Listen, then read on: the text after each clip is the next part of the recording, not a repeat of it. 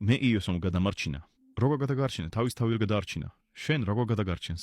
როგორ ის მოკლეს? მას არ სჭირდებოდა თავის გადარჩენა. მაშინ რატომ ეხოცებოდა მამას რომ გადაარჩინოს? იმიტომ რომ მისი ადამიანური ნაწილი ლაპარაკობდა, რომ გადაარჩინოს, ხო? კი. ის თავის თავი აღდგინა. არა ბიბლიის მიხედვით მამამ აღდგინა. კი, ეგრეა. ბიბლია იძახის რომ მან თქვა რომ მე ჩემს სიცოცხლეს ავიღებ და ავაღსდგენ ჩემ თავს. ანუ თავი მოიკლა? იმიტომ რომ თავის თავი მოკლა. თუ შენს თავს მოკლავს სუიციდი არ არის? ის არ მოკლა თავის თავი. მაგრამ შენ ეგ თქვი, რომაელებმა მოკლეს, რომაელებმა. ანუ თავის თავი არ მოკლა, თვითონ. რომაელებმა მოკლეს, თავისი ნებით მოკდა. როგორ იძახდა მამა გადამარჩინი? რატომ ეხოცებოდა თუ არ სჭირდებოდა დახმარება? ეს მისი ადამიანური ნატურა ლაპარაკობდა, მაგრამ შენ თქვი თავის ნებით წავიდა.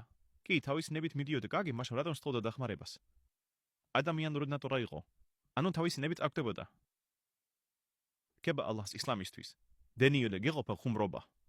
ღმერთს ფიცავდა სერიოზული თემაა. კი სერიოზულია. ღმერთს ფიცავდა ჩვენ მის წინაშე წავსგდებით. ღმერთს ქეფიცები. შენ სიტყვებს არანაირი აზრი არ აქვს. არასდროს არ მინახავს, როცა ქრისტიანი ქადაგებს, რომ ყოველ 20 წუთში თავის თავს არის წინააღმდეგება.